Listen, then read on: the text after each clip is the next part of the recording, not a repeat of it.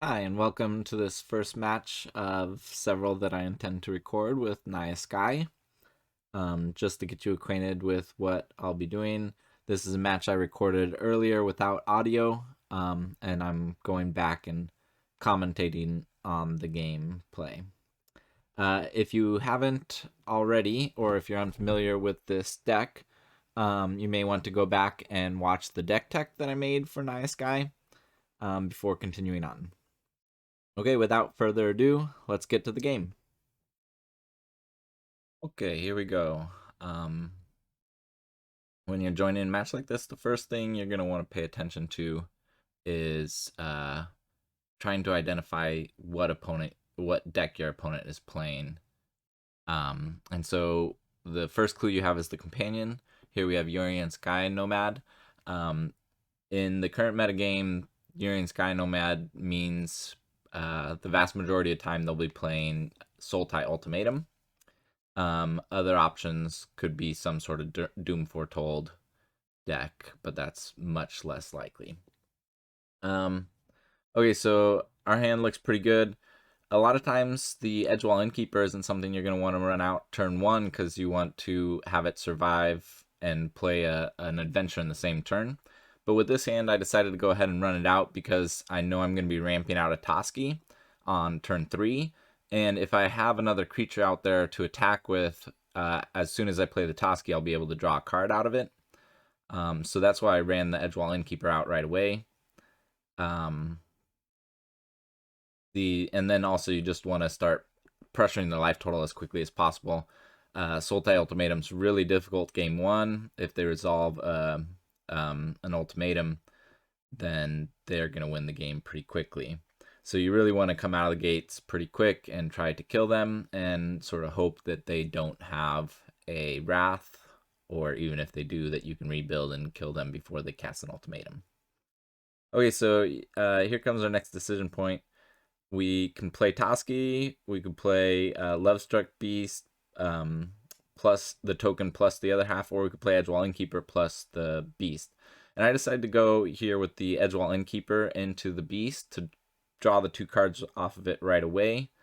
And I'm just applying the most pressure if they don't have something like an Extinction Event, which a lot of times the Wrath that they play is Shadow's Verdict main deck. And so I'm trying to get as big a hit in as possible before they can wrath my board and really apply a lot of pressure. So here I go Edgewall Innkeeper into Lovestruck Beast, applying the most pressure. And I do it all pre-combat because sometimes these decks play Shark Typhoon, and I don't want to attack my Edgewall Innkeeper into a Shark Typhoon before I get the advantage, the cards drawn off of the Lovestruck Beast.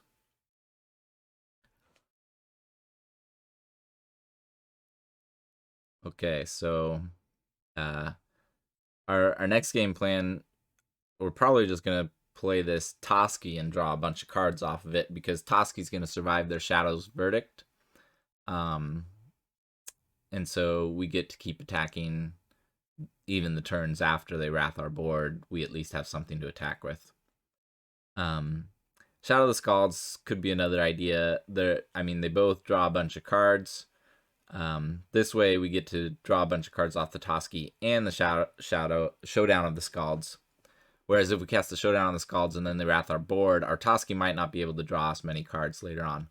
So overall, this sequencing is going to draw us more cards.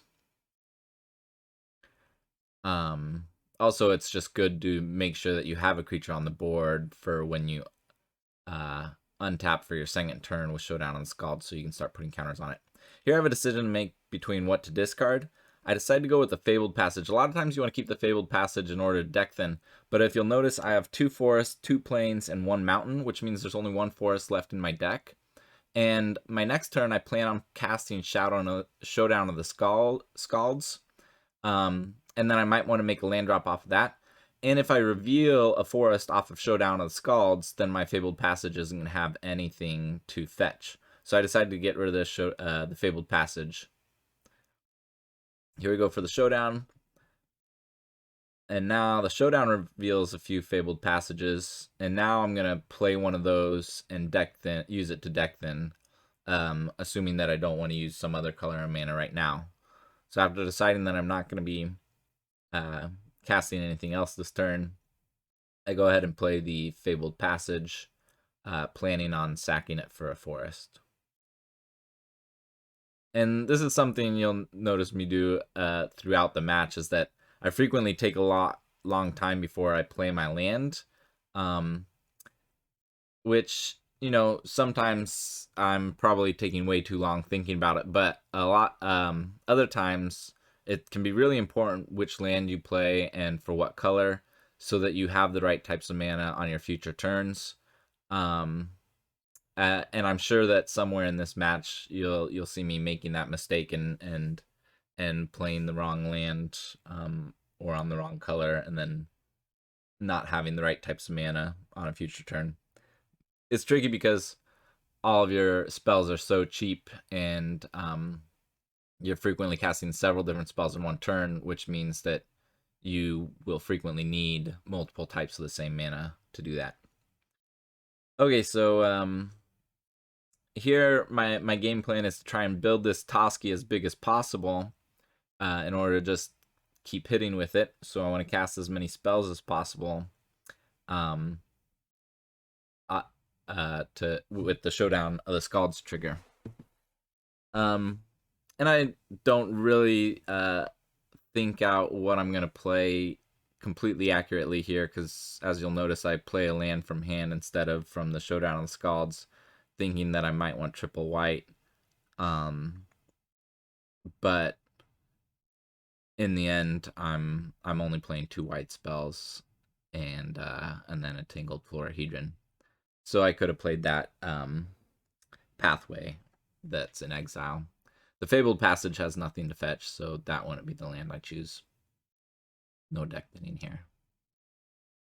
But here we just grow the Toski as big as possible and apply as much pressure as possible. Try and get them dead before they can cast their haymakers.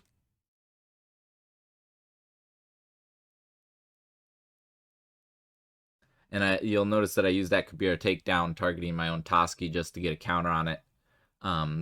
The takedown was going to disappear anyways, and I have this giant killer to be able to kill the Yorion.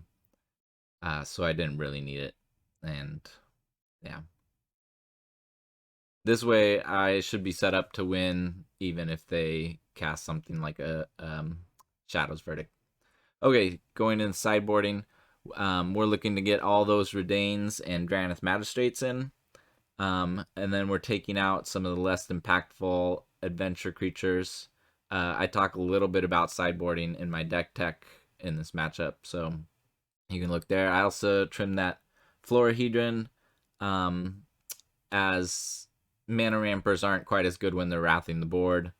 Trimmed a takedown because they're controlling our creatures, so the spell half of that isn't very good.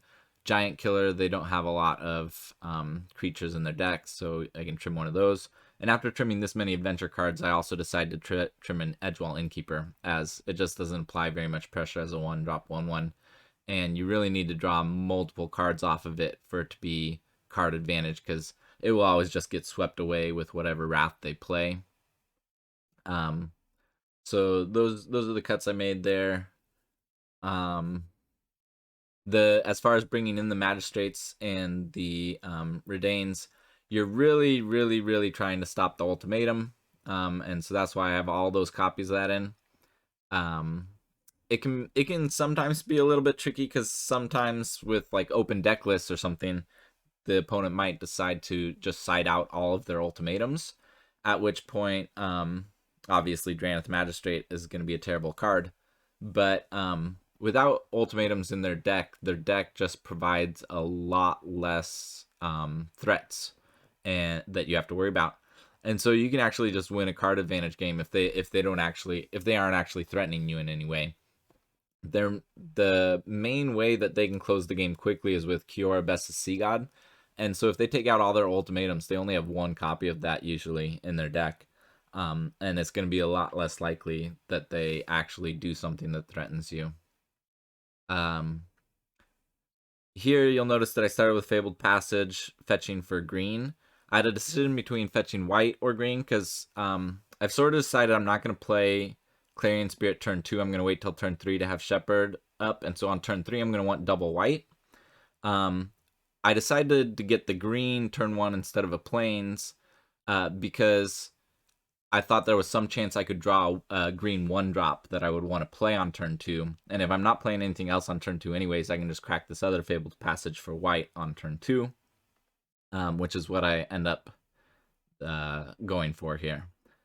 So I get to deck them twice. You'll notice that my start is not very aggressive at all here. I'm not deploying to the board at all until turn 3. This is not ideal for this matchup, but it's actually, not terrible either. The main thing, you don't always have to win quickly. You do have to try to prevent ultimatum as much as possible.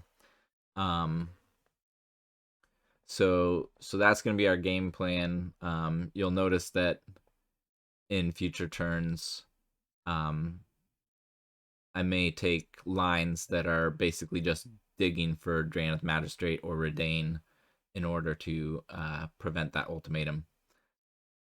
And deploying to the board really quickly when you're on the draw, like, it's not always that effective, as they have even more removal and wraths post board, and so you're usually going to be going to the late game anyways, and so I'm really just sort of planning for that eventuality. Here I get to cast the Clarion Spirit and leave up the Shepherd, which pans out just as we hoped. We get to bring it back in response to the removal. And now you'll notice that they're on 5 lands, which means that in 2 turns they're going to be able to cast an ultimatum if they have it, assuming they get the right mana. And so this next turn, I'm really starting to think about how I can prevent that ultimatum. And that influences my decision here. Instead of developing to the board with like Clarion Spirit, Shepherd of the Flock, and starting to apply pressure, they may just respond with a Wrath, and then I don't have any way to get a Redain or Drannith Magistrate into play that turn to prevent the next turn's ultimatum.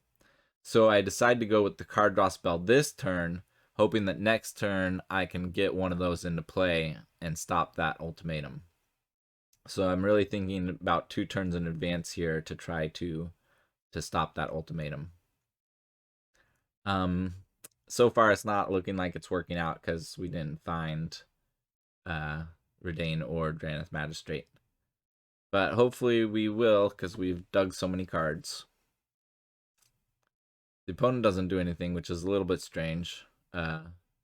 You might expect them to just run out their Yorion in this situation, so it could mean that they have some sort of removal,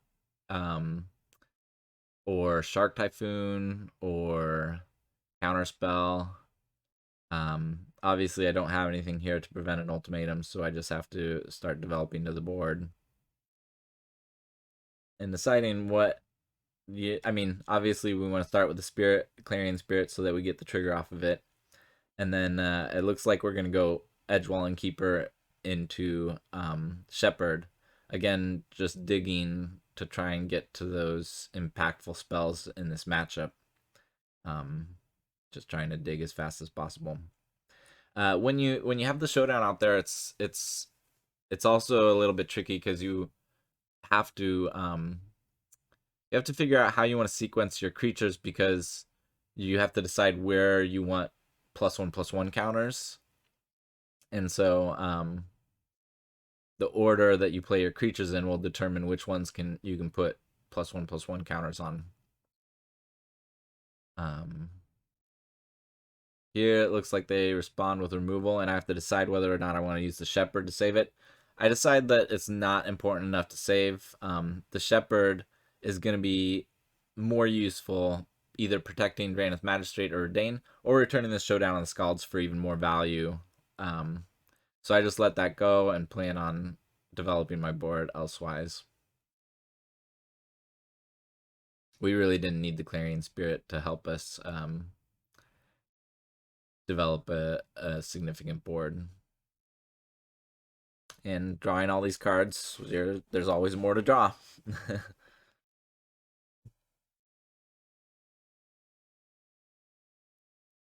Okay, so if they have an ultimatum in a let's see, black source, they can go ahead and cast it, which is not gonna be great for me, but or I guess green is what they needed. They already had 2 black. Yeah. So they they resolve an ultimatum. It's usually pretty difficult to win through a resolved ultimatum, but we'll see what we can do. As I mentioned, Cure Best of Sea God is their best threat. I'm just gonna get rid of that right away. The other 2 cards, like Shadow's Verdict and Auron's Epiphany, these 2 don't really bother me at all. If they wrath my board, I can rebuild pretty quickly. Auron's Epiphany, sure, they get 2/1/1 flyers in another turn, but it's nowhere near as impactful as the Cure Best of Sea God. Yeah, and we'll see what they do at their second turn. Hopefully they don't just have another ultimatum.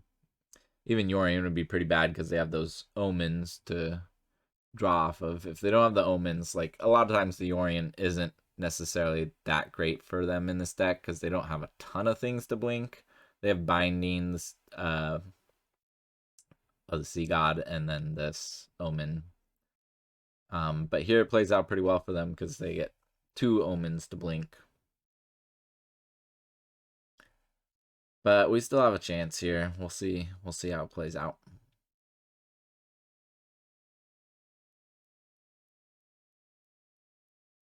Just looking ahead to our next turn. We're probably gonna there we are, the Redain. So not great that it happened. Oh, actually, here's something that you'll note on their turn. I had put the stop on my main phase. You need to have that stop set in order for you to be able to return the Showdown on the Scalds. Otherwise, the trigger will happen and resolve, and the Showdown will go away before you get to shepherd it back to your hand. So it's important to have that stop set if you want to make that play. I drew this Redain. Even though they've already resolved their ultimatum, and it's still a great card to have out there, so that say they don't resolve another one. I have some options what to do here, and I end up screwing up just because I sort of start running out of time and feeling the pressure of the clock. I'm thinking about trying to grow my Redain with the Showdown trigger to get it big enough to hold back the Yorion. And so that's why I'm thinking about playing Redain first here and then a creature, get a +1/+1 counter on the Redain. But it was probably better to play Clarion Spirit into Redain and get the 1/1 flyer instead. And then after doing this, I start to second guess myself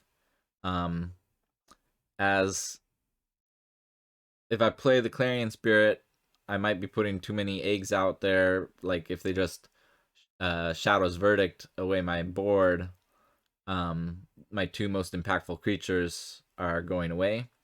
And as far as playing the Shepherd doesn't do a lot on this board, and sometimes you'll want to save it for after an Edgewall Innkeeper just to get that value. But it was definitely right to play one or the other, and I just sort of bungled up my original game plan and ended up doing neither one, which obviously doesn't get me a counter on Redain.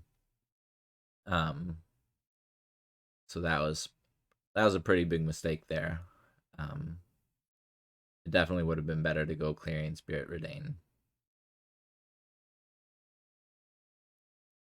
Okay, so they have the binding for the Redain. That's not great. But we still have a lot of cards in our hand. We still have some play. They are starting to clock us pretty effectively. But with Clarion Spirit, if it survives, we may be able to chump this Yorion for a while. And we have some significant sources of card advantage still in our hand. So we might be able to pull this one out. We'll see. Here, I think it's best for us to go for Showdown again. trying to find something that will prevent an ultimatum, because even though they've already cast one, it's still going to be their best play that they can do on any given turn. So I'm really looking for ways to prevent that.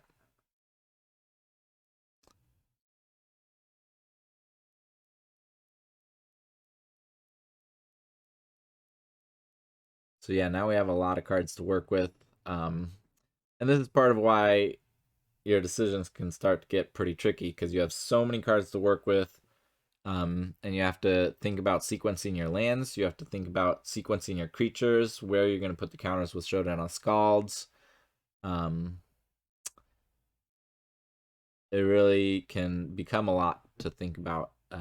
And so you'll, in games like this where you have so many different lines you can take, you can feel pressed for time sometimes. So here they're resolving a second Emergent Ultimatum. That is really not ideal, especially with my Drannith Magistrate sitting there in exile, wishing it were in play.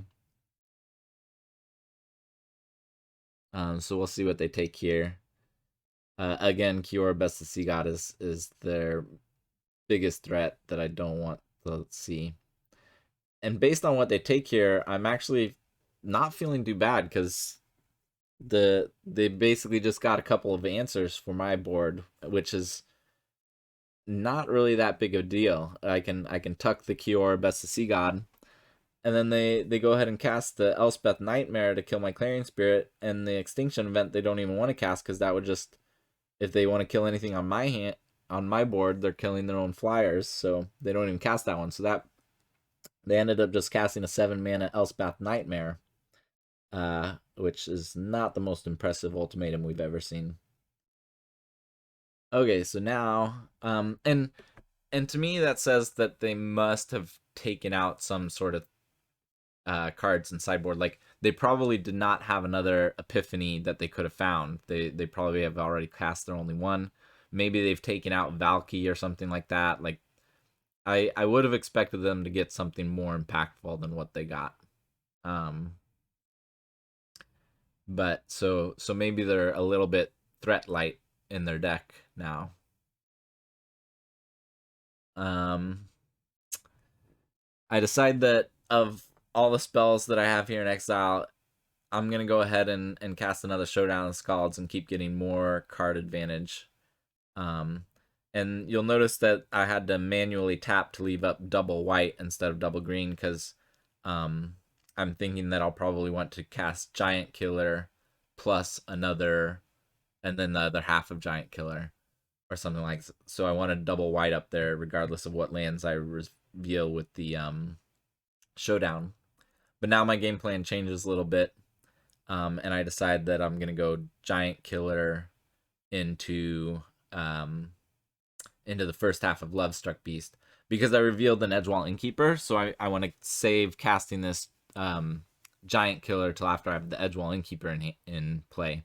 But it is a decision to make, because there could be things that I want to tap down next turn, and so I'd rather have the Giant Killer in play, but I decide that there probably isn't too many relevant things that I'm going to want to tap down, so I decide I can wait and just get the value instead. And again, I have to think about how the auto tapper is tapping in order for me to have the right color of mana up. So that's why before I cast a spell, you'll frequently see me looking at my mana and figuring out how auto tapper is going to treat me. Make sure it's not going to do me dirty. So now I have a lot of cards to cast, and I have 2 Showdown triggers coming along. So that's going to be pretty, ooh. This is 2 Shark Typhoons. That's going to make the game quite tricky. I was thinking that they didn't have a lot of threats left in their deck, but maybe they were all in their hand. Because Resolved Shark Typhoon is another way for them to actually apply some pressure. So apparently Kiora, Best of Sea God, was not their only. So here I'm making use of all these triggers. I'm going to try and cast as many spells to grow my creatures, attack for a lot of damage. So you'll notice that I get one bigger than a shark, and then I do some calculations to see if I can get the other one big enough to attack into the shark as well, which I can. I just need to cast a few more spells, so I start growing that one as well. And I'm really just planning on drawing as many cards with this Edgewall Innkeeper. But now that I've drawn the Giant Killer, I can actually kill the shark and come very close to delivering lethal. I still haven't laid a land, so I have access to 5 mana. 3 of that goes to Giant Killer. And you'll notice that I actually... Oh, I have to make sure Auto Tapper doesn't do something tricky again. I don't want to leave red up, and because I don't have any more red spells that I can draw. I took out Bone Crusher. So I want to have access to these colored mana. I'm going to recast the Giant... I make a mistake here. After casting a spell, I'm going to have exactly 15 damage. I should cast the Giant Killer instead of the Shepherd in case I draw a 1-drop green spell. I could present lethal right now. So that was a pretty big mistake I made there. I should have given myself the chance to win. As it was, I didn't draw the 1-drop green spell. And so we're going to have to keep playing.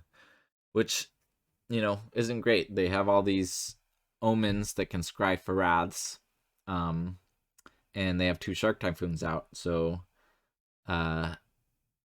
even though I have a dominant board right now, they have enough mana to dig with their omens to find wraths, and once they wrath my board, then these Shark Typhoons can provide a bit of trick. So this attack by them clearly says that they have a wrath. I go ahead and block, save the damage. And there they go. But they're out of cards in hand, and their shark tokens are going away with the Shadow's Verdict. So I can rebuild here. And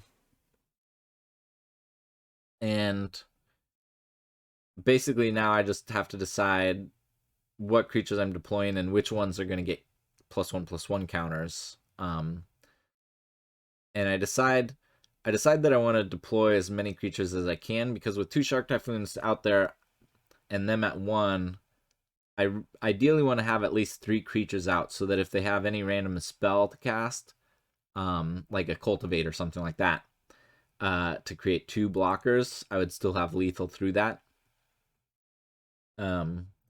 So, and you'll notice that I had checked through my graveyard, checked my exile, make sure that I had a land to fetch before I played that Fabled Passage. But once I confirmed that I had 1 more forest, I wanted to deck thin. So, yeah, you just have to keep track of a few little things there.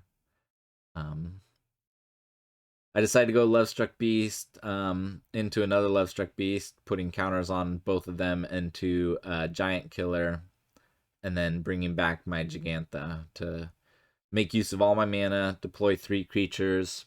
And I don't need to deploy the Toski this turn, even though it would survive a Shadow's Verdict. I'm basically, the Toski I can play next turn to allow my Lovestruck Beasts to attack, and my opponent doesn't necessarily know that. It might influence how they make their decisions. They may think these Lovestruck Beasts can't attack. And so that's a little bit of hidden information. It doesn't necessarily mean that this is the right play. It's entirely possible I should have just played Toski out there instead of some amount of this, like instead of the Giant Killer and bringing back Gigantha, just because of how it can survive the Shadow's Verdict. So it means that Shadow's Verdict doesn't buy them another turn. But maybe it would have allowed some other things. Who knows? But it's a very close, tight game. So there's the Shadow's Verdict, which wouldn't have been an answer if I had had that Toski out there. But I was hoping that the hidden information of my Lovestruck Beast being able to attack might have tempted them into doing just keeping any random spell and generating flyers with their Shark Typhoon, thinking I couldn't attack. So that might have been another mistake. Here again, we're trying to deploy 3 creatures. And now I do have protection against the Shadow's Verdict because I have the Gigantha out there. So that's not going to be an answer for them. Again, ooh. And the third ultimatum. This one's a doozy, coming with some 7/7 sharks alongside.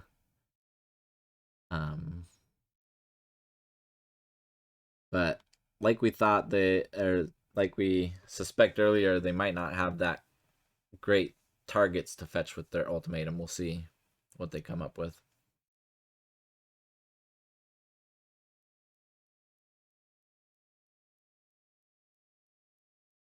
And what they come up with is actually pretty darn good.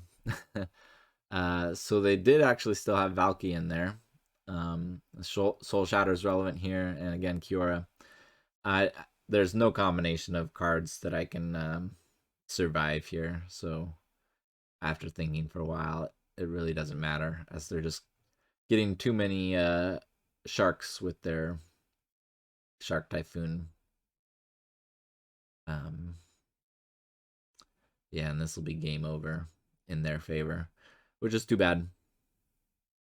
I definitely had some chances, and maybe I had some other lines that would have won me this game.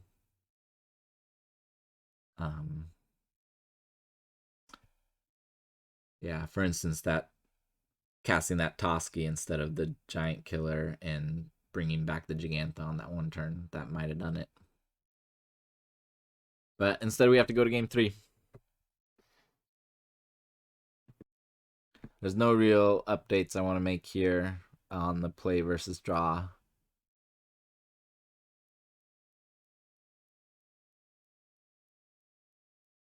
Okay, looking at this hand, it's not the greatest, in that it doesn't have either Redain or Draenith Magistrate, which are important key cards in the matchup. The takedown isn't ideal either. And even the Innkeeper, like a 1-drop 1/1, doesn't apply a lot of pressure. I'm really looking to apply pressure and kill them before they can get into the late game. But as you noticed last game, even though we went in the late game, we still had a lot of play. There's a lot of card advantage in this deck. Yeah, I decided to go ahead and fetch turn 1 to thin and play the Edgewall Innkeeper out there when I have protection for it. And we make use of it right here. And then turn 3, I'll be able to go Innkeeper into Shepherd. I draw the Redain, so that can affect my thoughts a little bit, but I don't need to play the Redain this turn, as they can't possibly cast a 4-mana spell next turn. They only have 3 mana, so I can likely play it the following turn. And we'll go ahead and deploy a little bit more pressure with 2 separate creatures and get some card advantage going. It's actually the way this is playing out is pretty good for me. Here they have a Nightmare for my Innkeeper. So that's threatening to take my Kabir takedown. So one line I could take is playing the takedown to protect it and then playing the Redain. But I decide that even though they can steal my takedown, it's probably more important for me to have, now that I drew the Shepherd of the Flock, it's more important for me to have the ability to return my Redain to hand. And I do want to cast Redain this turn, as it will start impacting their plays. It'll cut them off their 4 mana and higher plays starting next turn. I could play Toski and attack just to draw a card, but I think it's better in this situation to just get Redain out there with protection.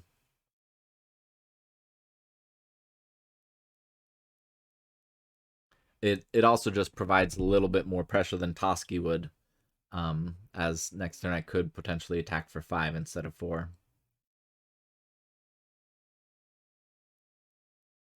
if I played Toski out there, I'd be really susceptible to Extinction Event, which maybe they don't have many copies of it as Shadow's Verdict. We've seen a lot of those so far. But it's still something they could have in their deck for some number of copies, and so that's something I wanted to avoid. Here they just play a Cultivate, which feels pretty good, knowing that they're not disrupting my creatures on board this turn, and even next turn they're not going to be able to Wrath because of that Redain out there. So I'm going to get to start hitting for some chunks here. And it feels good having this Shepherd to protect my Redain. This draw here is perfect as I get to play Toski and leave up Shepherd. As long as you watch out for Auto Tapper, that is. And now we're really hitting on all cylinders here. We've got a board presence, we have a Redain, we're drawing cards. It's all going according to game plan.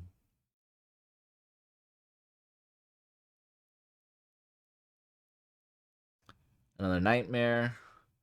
And we get to protect our Redain, which is good.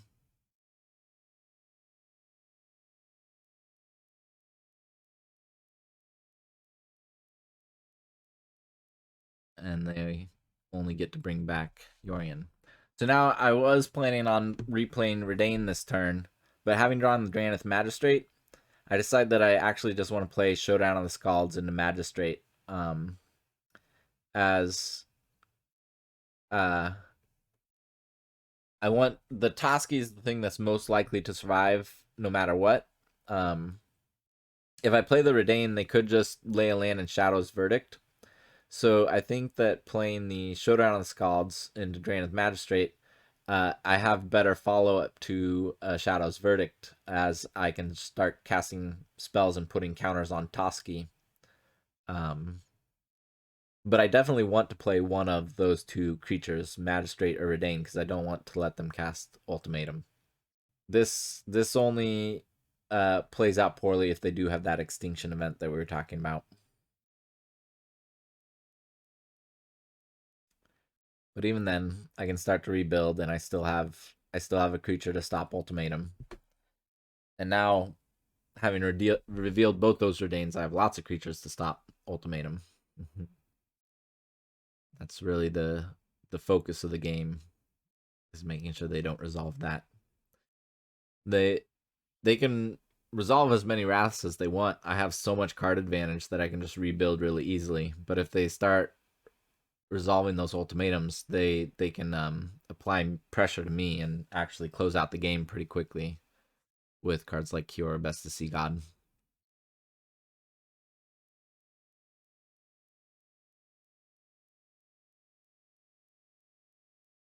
So here they're dealing with that. I imagine they probably have an ultimatum in their hand.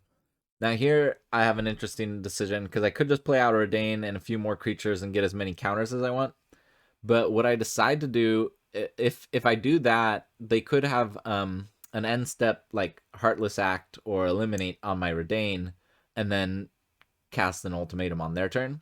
So what I decide to do with these exiled cards is play one of the Redain on the artifact side of it before I play the creature Redain.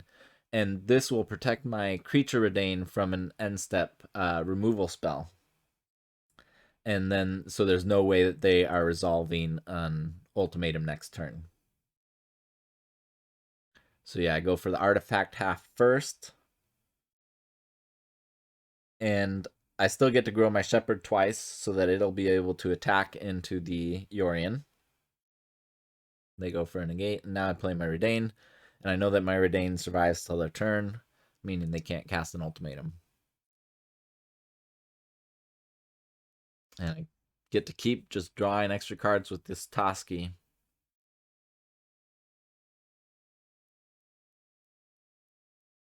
In the deck tech that I produced, you'll hear me mention at some point that I don't consider this deck to be an aggressive deck. It's more of a mid-range deck. And you'll see that as played out in this game and last game. you just have so much late game that you have access to between the Showdown of Scalds and the Toskies and the Innkeepers drawing cards. And so you can play against control decks even well late into the game, and still have decent chances of winning. Like last game, it went really, really deep into the game, and we had chances to win right up to the end. And in fact, we might have been able to win if we had chosen some other lines. Here they decide to take my Showdown of Scalds. They're worried about the +1/+1 counters that I can put on Toski. They decide they're going to try and deal with my board later. They just don't want to die to a bunch of spells growing my Toski. So, assuming that they might have some way to wrath my board, I decide that it's best to go ahead and put another Showdown of the Scalds out there, as my Toski's going to be surviving till the next turn most likely. So, even if they can wrath away the rest of the board, having that Showdown allowing me to put counters on Toski next turn, I decide to prioritize that as opposed to just flooding the board with creatures. I'm still going to put a lot of creatures out there and present as much of a... and again, you got to watch out for the auto tapper here, as I decide that I want to play that Shepherd into the into a green spell instead of a white spell.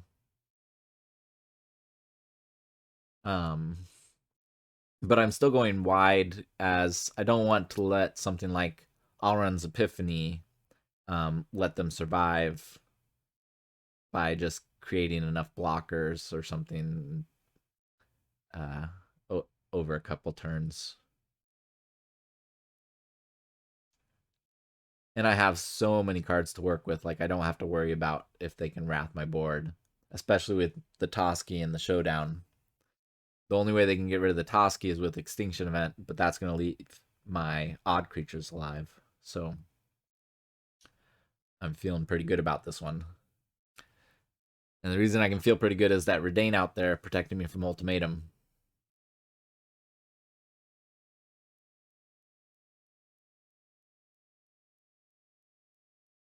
And there we go. We got it. If you made it this far, thanks a lot for watching. If you liked it, go ahead and leave a like. If you have any questions or comments, put them in the comments there, and I'll try and respond. Thanks a lot for watching, and I'll have more of these matches coming along shortly.